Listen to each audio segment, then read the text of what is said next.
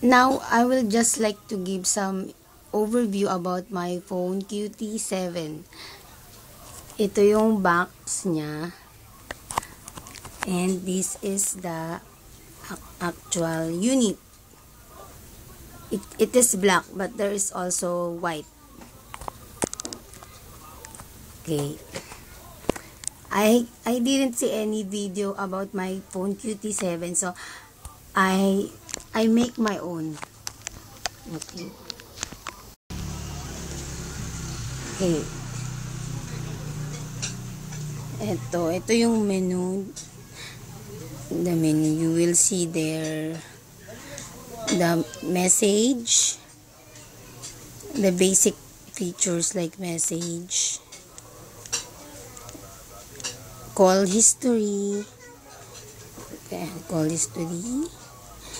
organizer where you can see the calendar, alarm clock, world clock, calculator, the basic lang, and icons for social networking like Yahoo,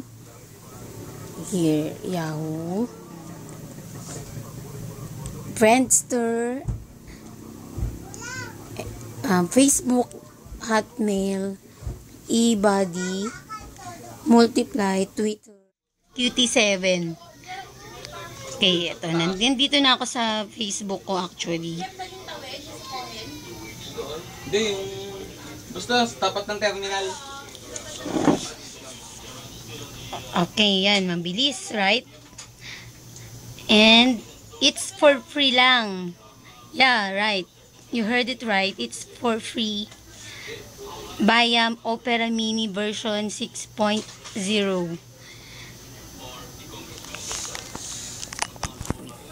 Wait. Medyo patahimik. Okay, ngayon, I will continue starting from the main menu sa aking phone. Okay? Nandito na ako sa menu.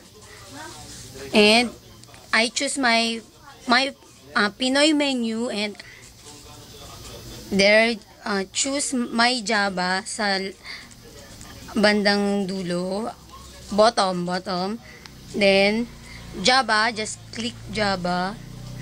And I have my pre-installed Opera Mini 6.0.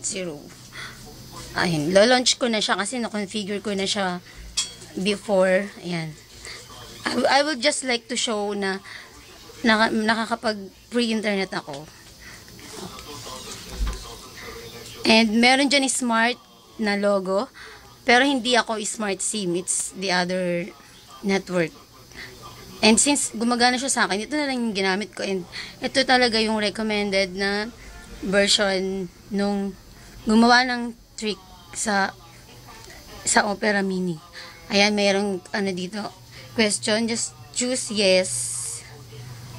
And wait for it to download. I have selected Facebook dito sa start page.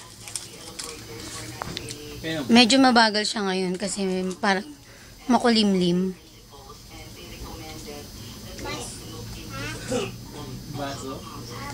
Okay, there you see. I'm already at my Facebook wall, right? And I will repeat. I am using this for free. On my next video, I will explain one step by step how to configure the Opera Mini 6.0 free internet browsing. Okay, that's it for now. Bye!